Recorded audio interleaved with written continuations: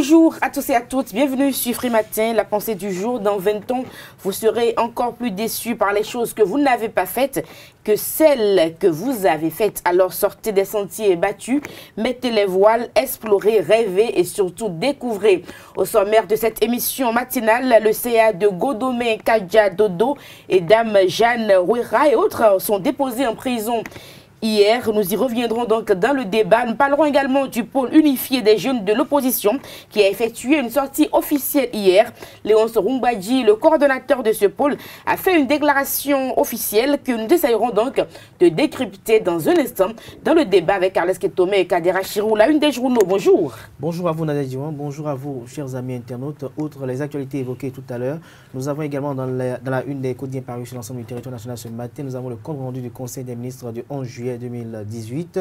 Nous avons également les retombées du blocage des comptes de Sébastien Germain Ajavon à l'intérieur du pays comme à l'extérieur par les résolutions de l'OADA. Le bulletin matinal d'information sera présenté par Esther Toffa. Bonjour. Bonjour Nadège, bonjour chers amis internautes. Au menu du bulletin de ce matin, nous avons le Conseil des ministres et le procès en appel de Khalifa Sall au Sénégal.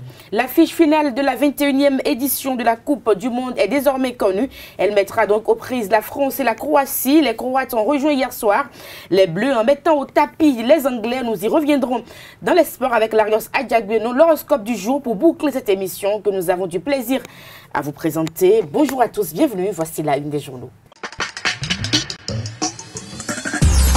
Bonjour à nouveau chers amis internautes, nous démarrons par La Nation qui titre ce matin en manchette: accès aux services sociaux de base. La Banque mondiale alloue plus de 22 milliards de francs CFA au Bénin. Nous restons à la une du quotidien national d'information. Demande d'extension du plateau continental. Le Bénin et le Togo s'accordent sur le document de soumission. L'économiste, développement du secteur privé, le patronat béninois sous somnifère, toujours avec le même canard. Code d'investissement au Bénin, 6 sociétés agréées au régime A et B. Point média, harcèlement sans fin contre Sébastien Germain Ajavon. Des milliers de Béninois bientôt au chômage. Les comptes de ces sociétés bloqués dans l'espace OADA. Nous restons avec Point média, politique nationale du renfort pour l'opposition. La coalition des jeunes de l'opposition est née. Le challenge mauvaise foi d'une opposition aux abois. Valentin Djelontin et les siens avaient reçu le test avant le bloc de la majorité parlementaire. Où se situe alors le manque de concertation, s'interroge le confrère. Toujours à la une de Le Challenge, décentralisation et gouvernance locale. Le COSET, on dit à propos pour la résolution des conflits frontaliers entre les communes. Le matinal, après des irrégularités dans l'évaluation des compétences, bis repetita pour les instituteurs, toujours avec le même canard. Production de l'or blanc, 600 590 hectares déjà emblavés. Fraternité ce matin en manchette, la guerre de la transhumance refait surface. Affrontement mortel entre éleveurs et paysans à Kobli. Nous restons avec Fraternité. Lutte contre la corruption. L'assistant du ministre de l'Intérieur écroué pour extorsion de fonds de 800 000 francs CFA au cybercriminel. Ronvi Bavon est aussi poursuivi pour tentative de corruption de la hiérarchie policière et trafic d'influence. Le nouvel observateur porté sur les fonds baptismaux, le pôle unifié des jeunes de l'opposition Pujol. La nouvelle épée de Damoclès contre la gouvernance du président Patrice Talon. Le Béninois libéré, référendum et législative de 2019 dans le Nord. Yahi veut Patra, Talon et compagnie. Nous restons à la une de Le Béninois libéré. Référendum sur l'amendement de certains points de la Constitution du 11 décembre 1990. Une consultation onéreuse et inutile selon le confrère. Le Soleil Bénin Info, Conseil des ministres du mercredi 11 juillet 2018. Nom et prénom des 18 personnes nommées dans les colonnes du journal aux pages 5 et 9. Nous, toujours avec le Soleil Bénin Info. Création de pôle unifié des jeunes de l'opposition. Encore une erreur politique de Sébastien Germain Ajavon. Dynamisme Info, procédure judiciaire à l'encontre d'élus communaux à Abomey-Calavi. Patrice Talon tape dans le rang de ses soutiens, une démarche qui écarte un tant soit peu la thèse de 2 poids 2 mesures. Info Plus, Conseil des ministres, le gouvernement favorise le secteur de la production des jus de fruits et autres. 6 décrets portant agrément de diverses sociétés au régime A et B de code investissement adoptés. Toujours avec le même canard. Triste rejet des amendements de la Constitution. Thomas Boniaï, l'autre acteur lugubre du rejet. Le progrès, amélioration du climat des affaires, 6 entreprises béninoises exonérées d'impôts, toujours avec le même canard. Après la phase d'avertissement. Les bulldozers de Modeste Toboula à Fidjosé et à Kadiaon. L'autre quotidien, érosion côtière, autorisation de ratification d'accords de crédit. Le gouvernement accélère le dossier de Grand Popo, toujours avec le même canard. Lutte contre l'impunité et la corruption. La diaspora béninoise informée sur la croisade contre la corruption engagée par le régime du président Patrice Talon. Matin libre pour finir ce matin. Amendement de la Constitution. Pourquoi Patrice Talon ne doit pas aller au référendum? Toujours avec le même canard. Malversation et vente de domaines publics. Germain Kadiadodo déposé en prison. Merci à vous, Kader Achirou, pour la présentation de la une des journaux. Les quotidiens sont donc disponibles dans les kiosques. Vous les avez aussi en ligne. Nous passons au bulletin matinal d'information. Bonjour chers amis internautes, le Conseil des ministres s'est tenu ce mercredi 11 juillet 2018 en présence du chef de l'État Patrice Talon. Plusieurs dossiers ont été examinés lors de ce conseil, dont celui relatif à l'évaluation des enseignants de la maternelle et du primaire. Au vu de certaines irrégularités notées, cette évaluation reprend le 28 juillet prochain. Suivons à ce propos le ministre Oswald Omeki à l'issue de ce conseil. Reprise de l'évaluation des compétences pédagogiques des enseignants des écoles maternelles primaires publiques, puis pour le renforcement de leurs capacités. Dans le but de mettre en place, au titre de la formation continue des enseignants, des programmes de renforcement de capacités pertinents répondant à leurs besoins, le gouvernement a entrepris de réaliser un diagnostic de leurs capacités pédagogiques. L'évaluation organisée à cet effet, le 16 juin 2018, à l'attention de tous les enseignants, de la maternelle et du primaire du secteur public et d'une partie du secteur privé, a été émaillée de nombreuses défaillances et irrégularités n'ayant pas permis d'atteindre les résultats escomptés. En effet, plusieurs omissions ont été constatées sur les listes de composition de certains enseignants.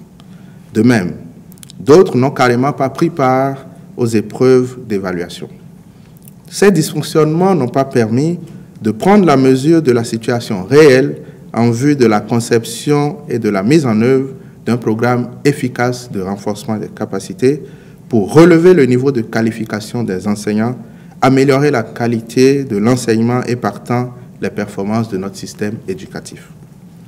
C'est pourquoi, au regard de l'enjeu de cette évaluation pour l'avenir de l'école béninoise, il s'avère nécessaire de la reprendre pour assurer la participation de tous dans des conditions d'organisation et de crédibilité requises. Pour ce faire, les enseignants composeront dans les mêmes matières que précédemment, c'est-à-dire en français, en mathématiques et en pédagogie appliquée. Le Conseil des ministres a décidé de fixer la date de la reprise des épreuves au 28 juillet 2018. Dans le même registre, le ministre porte-parole a abordé le sujet du prix de l'excellence qui n'aura pas lieu cette année à cause du report des examens de fin d'année. Il nous donne plus de précisions. Le chef de l'État a eu cette excellente idée de promouvoir l'ensemble des talents et a décidé, dans le cadre de la célébration de la fête de l'indépendance du Bénin, d'initier ce que nous avons appelé le prix présidentiel de l'excellence. Ce prix est destiné à récompenser nos concitoyens qui se seront distingués dans les différents secteurs d'activité. Ça part de ceux qui résident sur le territoire à ceux qui sont dans la diaspora béninoise et qui, une fois encore, excellent dans leur domaine de compétences. Un comité d'organisation a été mis en place à cet effet par le président de la République et ce comité a travaillé à identifier les catégories dans lesquelles on pouvait, pour le compte de l'année 2018 en cours, primer certains de nos concitoyens. Les catégories qui ont été proposées intègrent bien évidemment, et vous comprendrez que c'est le souci du président de susciter l'émulation en milieu scolaire, intègrent nos jeunes écoliers et élèves. Or, nous savons tous que l'année académique a été fortement perturbée et qu'en ce moment même où je parle, les examens de fin d'année se déroulent.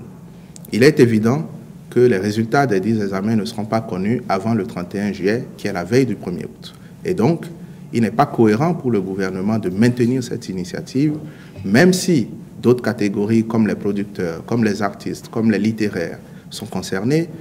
Il n'est pas cohérent de maintenir cette activité et de la faire sans les élèves et les écoliers qui constituent le cœur même de cette initiative présidentielle. C'est donc pour cette raison que le gouvernement a pris la décision de différer l'organisation du prix de l'excellence du président de la République à l'année prochaine, en espérant que tous les acteurs joueront leur partition pour une année scolaire paisible. En tout cas, le gouvernement jouera sa partition pour qu'au 31 juillet prochain, dans le cadre donc, de ce prix de l'excellence du président de la République, nos jeunes élèves et écoliers soient intégrés.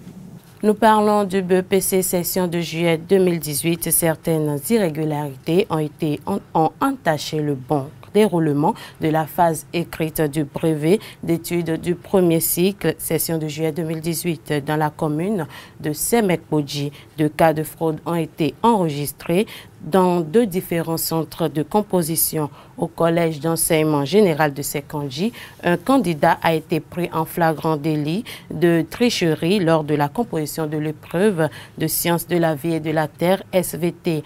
Interrogé à ce propos, ce dernier a reconnu les faits et a été expulsé du centre. Le second est relatif à un individu qui a clandestinement infiltré le rang des surveillants, profitant de l'absence de l'un d'eux. Il a été démasqué lors de l'émargement, qui est une formalité subordonnée à la présentation de la carte d'identité nationale. Le faux surveillant appréhendé à Agbangandan a été confié aux forces de l'ordre.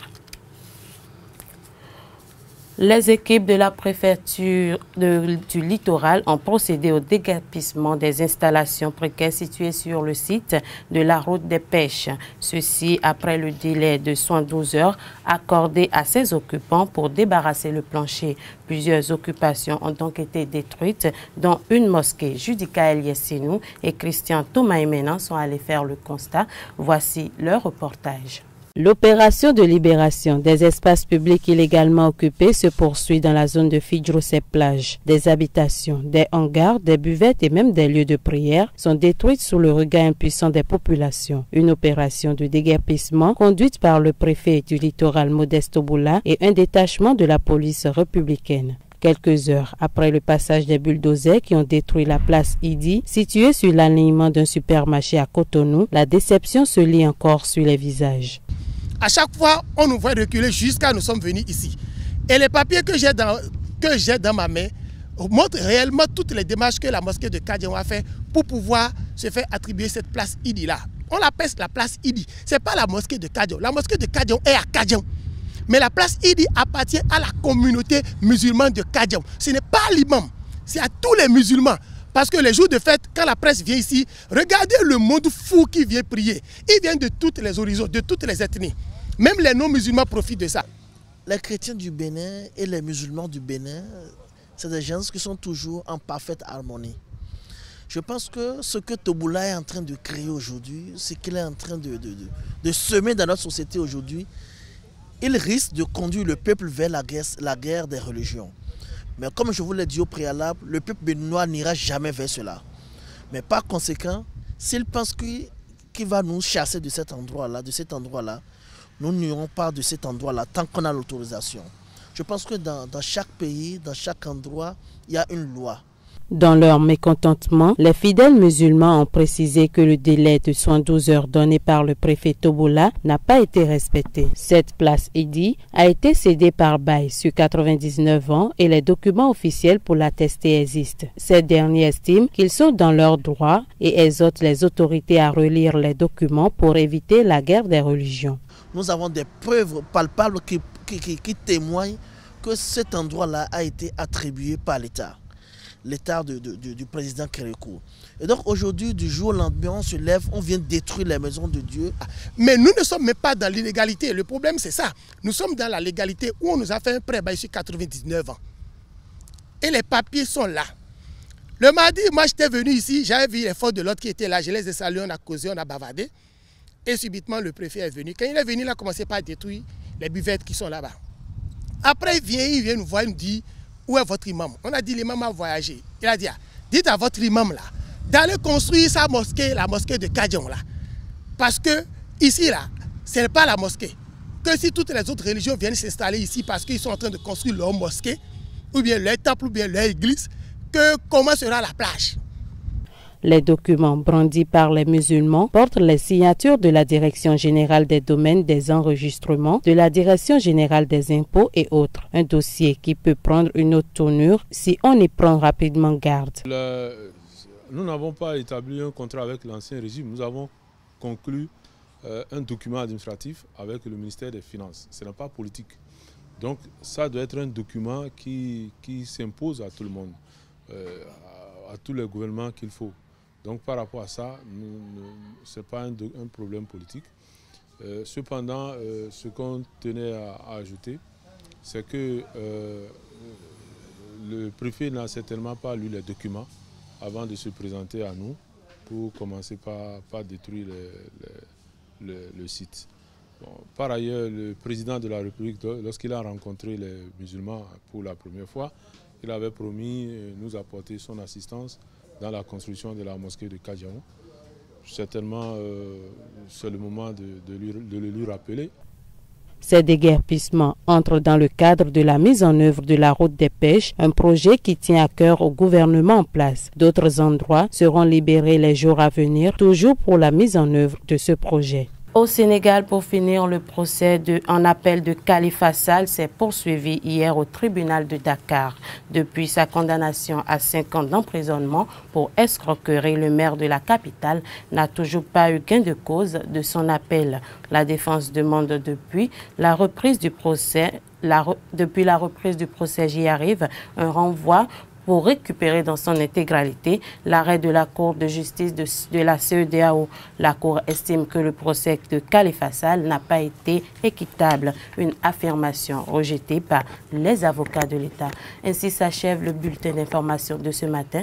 Merci de nous avoir suivis. La grande édition est prévue pour 19h sur Zawi TV. Nous passons au débat sur Free Matin. Le débat sur Free Matin, Carles Ketome, bonjour, vous nous avez rejoint. Bonjour Nader, avec Kader Achirou. Bonjour. Bonjour, nous ferons donc le débat, nous parlons donc de cette sortie des jeunes de l'opposition. Donc c'est quand même bien de savoir que des jeunes s'organisent maintenant pour s'opposer. Pour s'opposer, oui, bon, vous savez... À quoi et contre quoi? Bon, je vous laisse... Non, ben, à mon avis, il y va de la vitalité de notre démocratie qui est une opposition responsable. Une opposition qui prend la mesure de chaque événement et qui s'exprime. Et donc, c'est à saluer que l'opposition s'organise. Et nous remarquons qu'ils sont en train de se mettre quand même en ordre de bataille pour faire triompher le non au référendum à venir. Et dans la forme, on n'a rien contre. Maintenant, reste à savoir les manettes qui seront activées dans ce cadre. C'est vrai que nous avons vu beaucoup de jeunes hier qui ont quand même un petit parcours politique. Un parcours politique, je dirais pas. Tous ont eu à faire leurs armes à gauche et à droite. Et aujourd'hui, ils se retrouvent, ils ont créé, ils l'ont appelé le pôle unifié des jeunes pour l'opposition. Bon, c'est une organisation qui, je ne sais pas d'où elle tient ses racines, mais qui va essayer, ils l'ont dit expressément, ils ont essayé de démontrer à l'assistance hier que les 4 points retenus, les 4 points phares retenus dans cette proposition d'amendement à la Constitution, ils ont essayé de démonter tous les 4 points avec des arguments, il y avait un juriste et tout. Ils ont dit beaucoup de choses. Et bon, ce qui est sûr, ils sont conscients qu'il y a des choses à changer. Et ils s'interrogent seulement sur la manière dont ça sera fait pour que ça soit vraiment bénéfique pour la nation béninoise. Et je crois que c'est un exercice qu'il faut faire. Si cet exercice peut inspirer les initiateurs de ces amendements, ce serait positif pour nous. Et ensemble, nous allons prendre différents pans des problèmes qui se posent à nous et ça nous permettra d'avancer. Donc moi, c'est la lecture que j'ai de cette organisation des jeunes pour l'opposition. Maintenant, reste à savoir comment ça va se faire, les formes et comment ça pourra vraiment être bénéfique pour la nation béninoise. Kader Achirou. Quand on entend pôle unifié des jeunes pour l'opposition, déjà à la lecture, dès qu'on voit pôle unifié, le groupe de mots pôle unifié pour les jeunes, on s'en réjouit du fait que des jeunes s'organisent quand même pour participer activement à la vie politique nationale.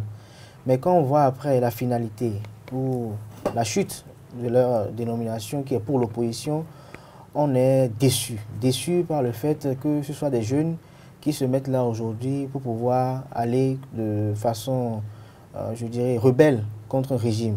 Parce que quand on parle de pour l'opposition, je pense que l'opposition véritablement parfois, certes, participe à l'enracinement des valeurs démocratiques, mais parfois ne contribue pas au développement parce qu'elle est là pour des intérêts ou d'autres, à vouloir un temps soit peu enrhumer un peu, ou peut-être, je dirais, de rendre un peu hémiplégique l'évolution des choses. Et quand je vois la composition de ce creuset aujourd'hui, les leaders charismatiques qui sont Constantin Amoussou, Léon Songbadji et donc Lamabalo. Et quand on sait à quelle chapelle politique les uns et les autres appartiennent, on amène de se dire que c'est encore un regroupement de jeunes, je dirais peut-être manipulés parce qu'eux aussi sont sous la coupole de certains politiques et donc ils ne seront pas tout à fait autonomes ou indépendants dans leur prise de décision. Les décisions seront peut-être des décisions qui seront relayées ou bien qui seront issues de leurs différentes formations politiques qui est d'ailleurs unifiée au sein de la coordination ou bien de la coalition pour la défense de la démocratie. Donc je dis en fond que c'est un creuset de jeunes de la coalition de la défense de la démocratie. Le comble aujourd'hui, c'est que quand on voit de près cela, on se dit les jeunes ne sont pas prêts aujourd'hui à être autonomes. Pourquoi ça vous dérange le mot opposition? Opposition parce que vous pensez qu'on ne doit pas être opposant jeune? Je pense que jeune, il ne devrait pas y avoir d'opposition? Je pense que jeune, on doit peut-être faire l'opposition, mais pas la manière dont l'opposition est faite aujourd'hui. Ils n'ont même pas commencé à faire de l'opposition. Ils sont sortis officiellement. Ils le font depuis. Ils sont dans l'opposition depuis. Peut-être, mais là, on a un pôle unifié, donc on aura le temps de voir maintenant quelles lignes ils vont donner à ce pôle-là. C'est vrai qu'on connaissait déjà chacun diversement dans d'autres... Je pense que ce pôle unifié ne fera pas quelque chose de nouveau. Qu'est-ce que vous en savez, Kader Achirou? Le Front pour le sursaut patriotique, ce pôle unifié ne fera pas quelque chose de nouveau. Que la coalition pour la défense de la démocratie, ce pôle unifié fera que ce qui a été fait par le passé, par les combats.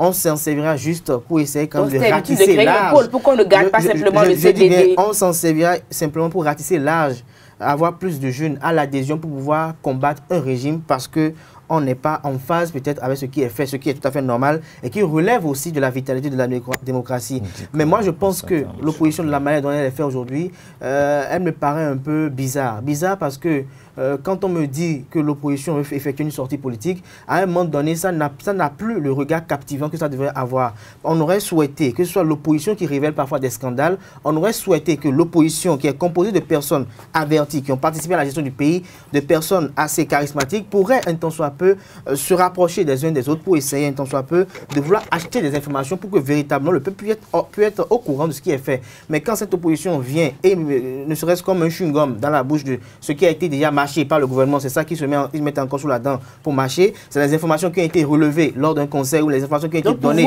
par la RSC. Je pense que je ne dis pas, je me réexplique. Je ne refuse pas qu'il n'y ait pas d'opposition. Mais sur le marché, qu'est-ce qu'il y a de mieux? Je pense que ce qui est fait aujourd'hui, pour moi, c'est encore eux qui osent, ces jeunes-là. Est-ce qu'il y a d'autres personnes qui osent, qui veulent l'emmener? Je pense qu'on s'oppose à une gouvernance et non on s'oppose à une personne.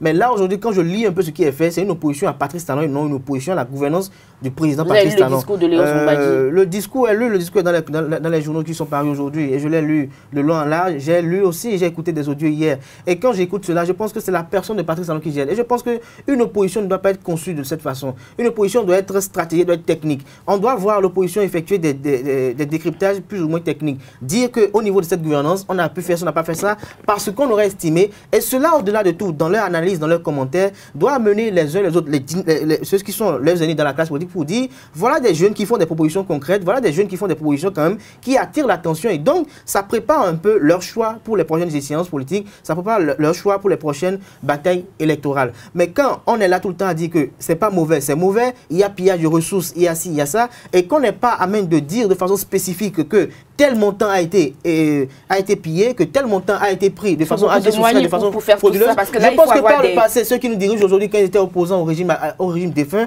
ont eu à effectuer des conférences de presse de la sorte sous le leadership de Joseph Diokbenou à l'époque. Bien sûr, parce que le financement était là en griffe. Le financement était là. Je pense que dans cette opposition aujourd'hui, nous avons déjà 3 têtes qui peuvent quand même contribuer à ce financement, qui peuvent même véritablement le faire. Mais si les ténors ne le veulent pas, en quoi se fait-il que... Il y a des comptes d'un ténor qui sont bloqués, vous l'avez indiqué ce matin. Alors, est-ce qu'en fait, parce qu'ils sont jeunes, ne doivent pas être opposants ou parce qu'ils ont cette ligne-là, ils ne vont pas réussir?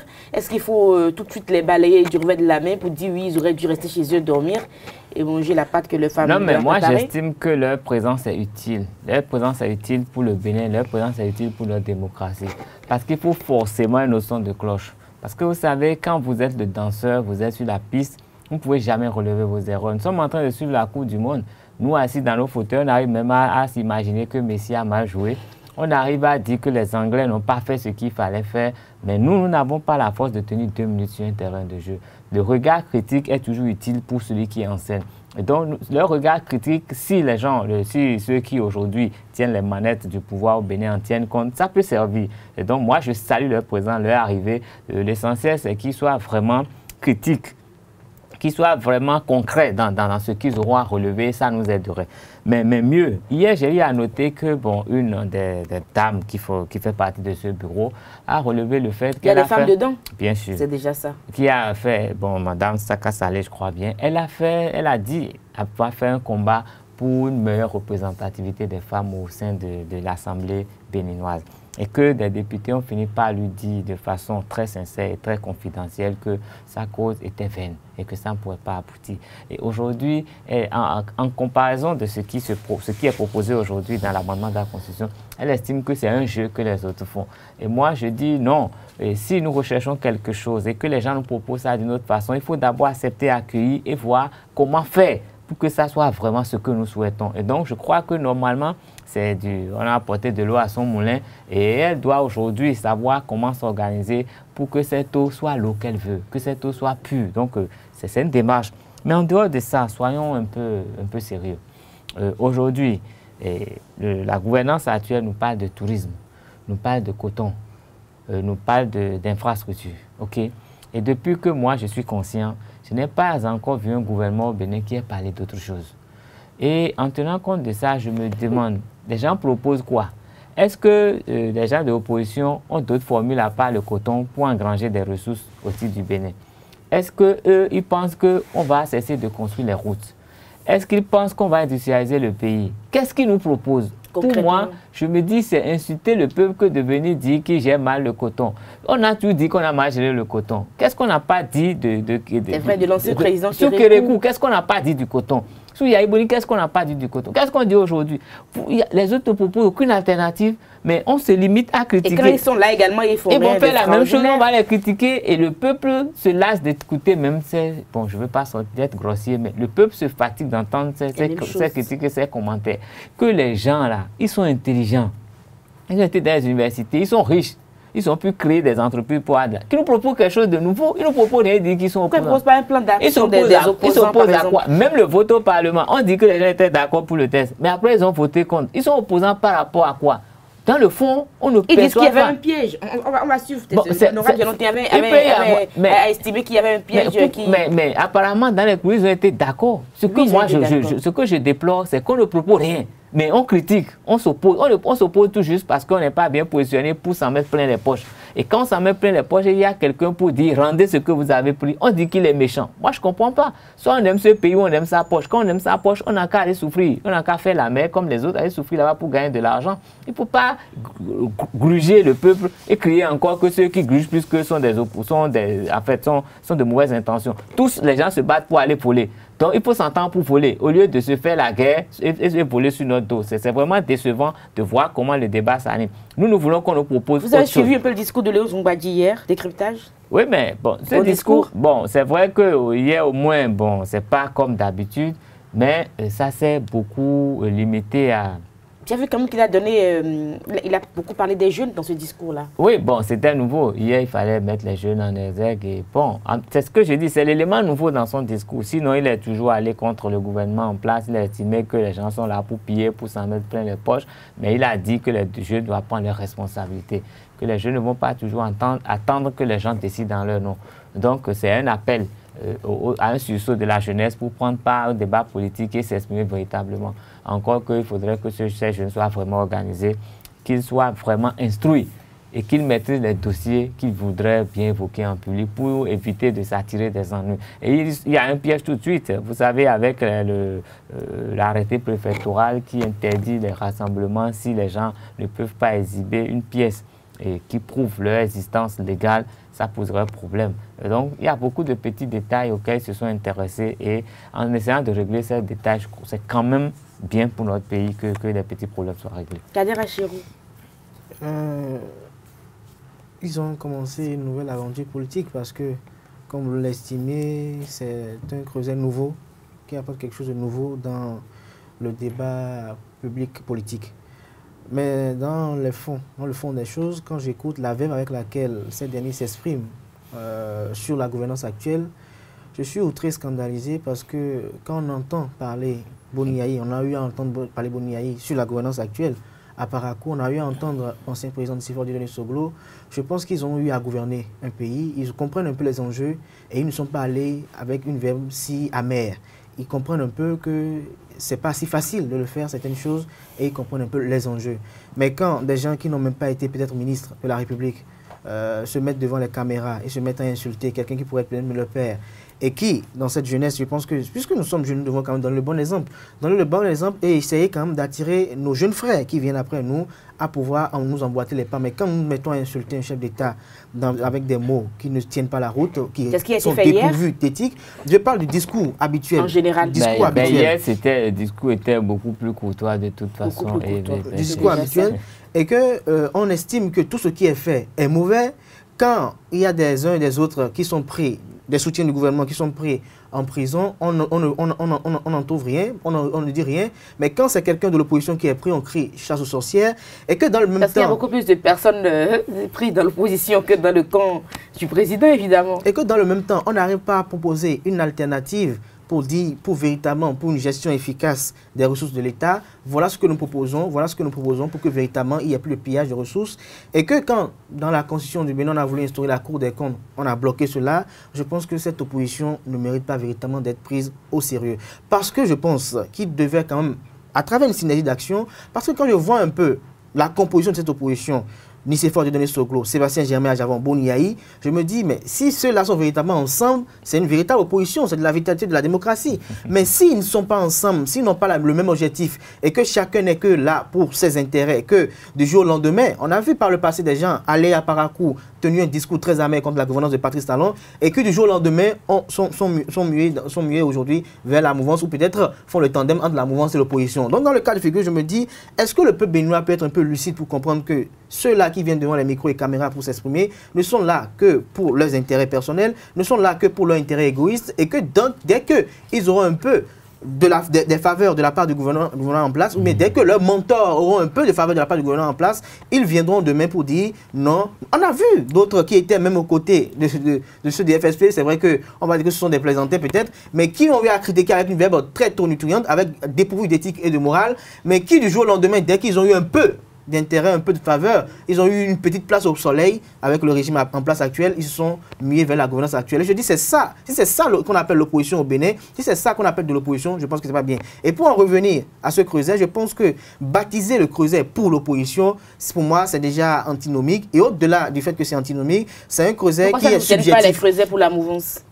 Je ne veux pas forcément qu'on décrive que ce creuset appartient à la mouvance opposition. Mais je pense que si ce creuset est neutre, si ce creuset est un creuset politique neutre, un creuset politique de jeunes et c'est neutre, je pense que ça permettra qu'il y aura beaucoup plus d'adhésion, tant de la mouvance que de l'opposition, et ça laissera libre cours au débat vraiment intellectuel, quitte à ce que, à travers les confrontations des idées, on pourra comprendre véritablement quelle est l'intelligence de notre jeunesse aujourd'hui. Parce que c'est ça le problème aujourd'hui. Quand vous écoutez les députés... Il y a des creusets de l'opposition, de la mouvance, et puis les centristes sont là. Quand on écoute nos députés aujourd'hui, ils estiment parfois que les jeunes ne sont pas à la hauteur de la tâche, ils n'ont pas les capacités pour... Parce qu'eux, ils étaient à la hauteur de la tâche quand ils avaient dès qu'il y aura un creuset du genre où eux-mêmes, depuis leur lit, ou peut-être depuis leur fauteuil, ils verront sur leurs écrans de télévision les idées se confronter, les débats pleuvoir, ils verront que véritablement ces jeunes-là ont des compétences. Je pense que le gouvernement actuel, quand on voit un peu la composition du gouvernement actuel et la manière, la place qui est donnée aux jeunes dans le gouvernement actuel, je pense que ça donnera quand même une opportunité au chef de l'État, même si ils sont de l'opposition, peut-être de piéger parmi eux pour venir participer à la gouvernance actuelle, pour qu'on voit un peu à quoi eux aussi peuvent faire. Parce que c'est si facile de dire que ce qu'ils font c'est très mauvais, c'est facile de rester là sans avoir participé. Même s'ils rentrent dans le gouvernement, ils sont obligés de suivre la ligne du gouvernement. C'est pas évident on est obligé de suivre la ligne du gouvernement, mais on a vu également cette même opposition critiquer des ministres du gouvernement pour dire qu'ils ont manqué de tact et de précaution à tel niveau, sans penser également, comme vous le dites, au secret gouvernemental, sans penser au fait que quand on appartient à un gouvernement, on a un minimum de retenue. Je pense qu'il ne faut pas parler pour parler parfois à un moment donné. Il ne faut pas peut-être s'exprimer parce qu'on veut s'exprimer, il ne faut pas s'opposer à tout. Ce qui est sûr, moi j'ai finalement l'impression qu'on fait les mêmes choses et on recommence. Parce qu'il y a 5 ans, il y a 10 ans, quand Yayi Boni était là, quand l'opposition voulait se créer, c'était pratiquement les mêmes choses avec des mercredis rouges, des personnes qui étaient en rouge. C'était un peu comme ça. En fait, le Béninois reste le Béninois à mon avis. Ils ont dit qu'ils vont utiliser les mêmes tests que ceux qui sont aujourd'hui au pouvoir avaient utilisé pour faire le mercredi rouge. À chaque fois, ils ont dit qu'ils vont utiliser les mêmes moyens que ceux qui sont là. Voilà, parce que moi je vois... Ils se sont intéressés au moins étudiantin pour dire quoi? Qu'ils ont été déçus de ne pas avoir une réaction de la jeunesse quand il a été question de la suppression des bourses. Et moi, je me suis dit une chose. Nous sommes dans une nation et puis il faut mesurer la portée de ce que nous disons. Est-ce qu'aujourd'hui, les ressources de l'État permettent de prendre en charge autant d'étudiants, de prendre en charge tout ce qu'il faut? Aujourd'hui, il n'y a même pas suffisamment d'universités pour que tout le monde puisse avoir l'éducation désirée. Et maintenant, on souhaiterait que ceux-là qui sont dans les universités privées, qui sont déjà des publics, qui sont déjà des privilégiés, on demande encore qu'on les paye. Alors qu'il y a des gens aussi méritants qui sont dans les universités privées, qui payent 500 000, qui payent 1 million pour étudier et qui n'ont droit à rien. Et eux, tout leur souci, c'est qu'on donne encore les allocations, les bourses à ceux-là qui étudient presque gratuitement déjà, qui ont droit à un restaurant où on mange bien, à peu de frais, comparativement à ce que les autres peuvent. On voit des étudiants dans notre environnement. Les gens mangent. Vous savez, les choses changent. Au cas, par exemple, de ma mère, il y avait des boursiers qui étaient déjà à l'école, au cours primaire, au cours secondaire déjà. Mais ça change. On les appelait des boursiers. Donc, ça évolue. C'est que des choses changent. Et puis voilà, un beau matin, il n'y aura plus d'allocations pour les étudiants. Les enfants mangent. Il y a des étudiants du privé qui mangent pour 1000 francs, un déjeuner qui ne sont pas aussi satisfaits que le repas qu'on leur propose sur le campus à moins de 200 francs. L'État doit quand même prendre ses responsabilités au-delà de tout. L'État va parce que vous rappelez, il faut bien nous nourrir, nous loger. Rappelez-moi les services fondamentaux de l'homme. Si l'État ne prend pas sa responsabilité, pourquoi vous voulez que les populations... L'État a décidé de céder une partie de ses prérogatives ou peut-être de ses attributions au privé dans la restauration et le déplacement des étudiants pour que désormais, pour des besoins on ne sait même pas comment on va les facturer ça encore. On ne sait même pas comment ça va se facturer encore. Parce que ce sont les mêmes étudiants, qui ont dit que les repas ne sont pas de qualité. Ce sont les mêmes étudiants qui ont dit que les repas ne sont pas bien servis, qu'il y a de l'arrogance au niveau de ceux-là qui ont été recrutés par l'État quand ils veulent effectuer les services. Et donc on estime qu'il y aura le privé et qu'il y aura peut-être l'arrogance, il y aura d'autres choses. Il faut le noter. Et je vais en finir pour dire que quand ils disent également, par exemple, qu'ils vont peut-être combattre ce régime avec les mêmes armes avec lesquelles ce régime a eu à combattre le défunt, je pense que cela, c'est une idée mal élaborée parce que ça va peut-être faire rire à Kandida Zanaï, par exemple, parce que quand on voit un peu, on dit quand le régime change, la cadence change. Quand on voit un peu la stratégie gouvernementale du président Bouniaï, elle n'est pas la même avec celle de Patrice Talon. La stratégie avec laquelle Bouniaï a eu à maîtriser la classe politique n'est pas la même avec laquelle Patrice Talon maîtrise la classe politique aujourd'hui. Donc je pense qu'il faut aller repenser un peu cela, et quand vous avez en face de vous quelqu'un qui se prédit compétiteur né, alors il faut savoir que quand on veut rentrer dans cette compétition, il faut être véritablement acteur pour la compétition, pour voir véritablement où on peut en aller. Et je pense que pour le faire, il faut vraiment être courageux, audacieux, mais au-delà de cela, réfléchir plus qu'un lièvre pour véritablement affronter ce qui est en face aujourd'hui. Moi, je pense quand même que ce n'est pas mal qu'il y ait des jeunes qui soient opposants, qui essaient de donner leur point de vue, qui essaient de rentrer dans le débat. Non, il faut qu'il y ait des jeunes de la mouvance alors. Oui, mais il y en a. Qu'est-ce que vous en savez? Vous ne savez pas qu'il y a des jeunes de la mouvance? Mais bien sûr qu'il y en a. Bien sûr qu'il y en a. Donc je dis de toutes les façons que c'est bien pour la vitalité de la démocratie, comme Carles Kitoumé l'a dit. Le reste, c'est pour que tout est... En fait, que le président Talon même, il aime ça. Il aime les opposants. Il aime qu'on puisse discuter, qu'on puisse parler. Et voilà, de ça, une opposition constructive. Voilà une opposition constructive. Qu'est-ce qu'on en sait? Peut-être que le pôle ce pôle-là va rapporter quelque chose de nouveau. Donc dans notre pays et dans le débat, ce sera tant mieux pour notre pays, le Bénin, à qui nous tenons évidemment tous. Donc passons au sport et à l'horoscope du jour. L'horoscope du jour avec Ruth Odeji, bonjour. Bonjour Nadège. Les prévisions astrologiques dans un instant avec vous. Et puis les sports, Larissa Diagbeno, bonjour. Bonjour Nadège. On connaît désormais quelle équipe la France va affronter. Ce sera les Croates qui ont rejoint hier soir les Bleus en mettant au tapis les Anglais. Effectivement Nadège, les chefs flamboyants de la Croatie ont dompté tout simplement les Three Lions de l'Angleterre 2-1 après les prolongations. Il faut dire que c'est l'Angleterre qui a ouvert le bal en inscrivant un but matinal dès la 5e minute de jeu sur un super coup franc de Trippier à la 5e minute. Et l'équipe Haut Damier, comme c'est l'un des surnoms de l'équipe de la Croatie, l'équipe Haut Damier a égalisé après l'heure de jeu, peu après l'heure de jeu, grâce à Ivan Perisic.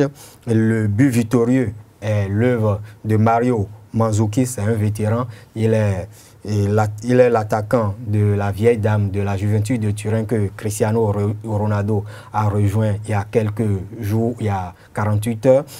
C'est Mario Mandžukić qui a offert la qualification pour sa nation pour la première fois de son histoire dans une Coupe du Monde après la demi-finale perdue en 1998 contre la France, future championne du monde. Et il faut dire que cette finale qui s'annonce pour le 15 juillet 2018 est une revanche tout simplement. Et il faut dire, même si aujourd'hui, Davor Šuker, qui a inscrit le but de la Croatie en 1999 à la 46e minute de jeu, n'est plus de la partie. Lilian Thuram, le double buteur qui a permis à la France de battre cette équipe de la Croatie en 1990, n'est plus également là. Il faut dire que Lukas Modrić et ses partenaires vont essayer de venger leurs aînés de la génération 98. Et la petite finale va se jouer le samedi 14 juillet 2018 entre la Belgique et l'Angleterre, les deux demi-finalistes malheureux de cette 21e édition de la Coupe du Monde Russie 2018. Mais les Anglais avaient bien démarré le match, ils avaient marqué le premier but. Oui, ils ont cueilli à froid leurs adversaires, mais il faut dire que dans cette Coupe du Monde, les matchs à élimination directe, si on peut désigner un champion, c'est la Croatie. Parce que la Croatie a remporté tous les matchs après avoir été menée au score. En 8e de finale face au Danemark, les Croates ont encaissé le premier but, mais ils ont revenu au score. Ils ont repris le dessus rapidement. Oui, ils ont revenu au score avant la fin du temps réglementaire. Et c'est la décision finale a été prise aux séances fatidiques des nerfs, aux séances des tirs au but, où ils ont battu plutôt cette équipe danoise au tir au but. Et ils ont sorti également au tour précédent, en quart de finale, le pays hôte, le pays organisateur, la Russie, après avoir été menés deux fois au score, non, une fois au score, ils ont pris l'avantage avant que les Russes ne recollent au score dans les tout derniers instants de ce quart de finale qui les ont opposés. Mais au tir au but, cette équipe a pris encore le dessus. Il faut dire que la France, même si pour cette édition, la France n'a pas encore été menée au score. Donc la finale s'annonce sur de belles factures parce que c'est le mental qui va jouer. Est-ce que les Croates vont martyriser les Bleus qui vous ont très cher ou est-ce que le coq sportif va encore chanter Cocorico et le 15 juillet, dans la soirée du dimanche 15 juillet 2018. On le verra bien. Alors, tir à l'arc à présent démarré le week-end écoulé. La formation des entraîneurs de niveau 1 organisée par la Fédération béninoise de tir à l'arc prend fin ce jour à Zopa, dans la commune d'Abomey-Calavi. Oui, et cette formation a été initiée en prélude au 10e championnat minime et cadet qui va se dérouler le samedi prochain au stade de l'Amitié Général Mathieu Kérékou de Cotonou. Et depuis le samedi passé, comme vous l'avez dit, il y a 10 entraîneurs, 10 aspirants à ce diplôme de niveau 1 international et qui ont suivi la formation. Hier, nous avons effectué une descente sur les lieux et on a assisté à l'une de leurs séances pratiques. Et à la fin de cette séance, le président de la fédération dit sa satisfaction et fait le point de ces 5 jours ou de ces 6 jours de formation. La mission est accomplie en ce sens que ceux qui sont venus, ils savent chacun fabriquer l'arc avec ses accessoires, ils savent faire les flèches, ils savent comment il faut entraîner un groupe de 6 à 12 athlètes et ils savent comment ça se passe une compétition puisqu'ils l'ont vécu eux-mêmes. Donc je puis dire que la mission est accomplie et que ceux que nous mettons sur le terrain, ce sont des gens qui ont des capacités de démultiplier cette formation, de l'utiliser d'abord à bon escient afin qu'au niveau de leur club, il n'y ait pas de problème de manque de moyens, de manque de matériel qui est toujours observé dans les différents clubs où le matériel est important. Bon, nous avons 9 Béninois qui viennent de la Takora, du Borgou, du Zou, du Mono, de l'Ouémé, de l'Atlantique. Donc il y a un qui vient du Togo et il vient spécialement de Balimé au Togo. Donc lui aussi, il a suivi la formation, il est intégré et il a un niveau appréciable. Nous espérons que, arrivé au pays, il fera de son mieux pour que le tir à l'arc connaisse son éclosion au Togo. À sa suite, les quelques participants se sont exprimés. Il y a également un Togolais qui a pris part à cette formation. Il y a lui et suivi de la représentante de la Ligue Ouémé Plateau et bien sûr de celui de Borgou à Libori. Ils se sont confiés à nos reporters. C'est l'objectif même pour moi de mon déplacement depuis le Togo pour Calavi, pour la formation de tir à l'arc. Donc, ce qui est évident que je arrive à transmettre ce que j'ai appris ici de mon retour à Lomé. Je dirais oui, que je suis satisfait de la formation que j'ai reçue ici à Calavi. Bon, de par le passé, je ne suis pas en fait doué dans certaines techniques sur le tir à l'arc, mais grâce à cette formation, j'ai eu à corriger certaines lacunes qui me dérangeaient avant. Bon, ce qui a fait que bon, j'ai eu une amélioration dans la technique et puis dans le tir. Avec la formation, j'ai gagné beaucoup de choses. Ce que je ne comprenais pas, les techniques, avec la formation, bon, j'ai corrigé bon nombre d'erreurs et bon, les erreurs que je faisais avant, bon, ça va mieux.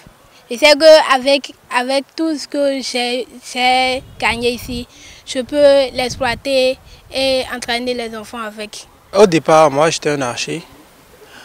Et pour la formation, j'aimerais souligner que ça m'a apporté beaucoup de choses. Parce qu'au départ, je ne savais pas fabriquer de l'arc PVC. Avec la formation, aujourd'hui je suis capable de faire l'arc PVC. Je peux faire ça pour des petits.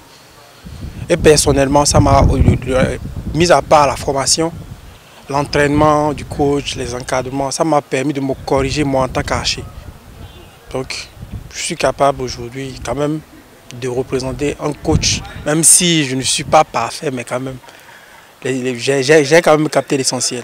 C'est sur cette note de tir à l'arc que prend fin les sports de ce matin. Merci à vous, Darius Adjabrenou. Merci à vous également et bonne journée à nos chers amis internautes. La rédaction sportive vous donne également rendez-vous pour 19 h pour d'autres actualités sportives. Nous passons à l'horoscope du jour avec Ruth Odigi. Bonjour à tous, bonjour à toutes. Chaque jour, chaque rose zodiaque pour chaque signe. Nous voici à l'instant des prévisions en amour, en argent, en travail, en sentiment et en vie sociale.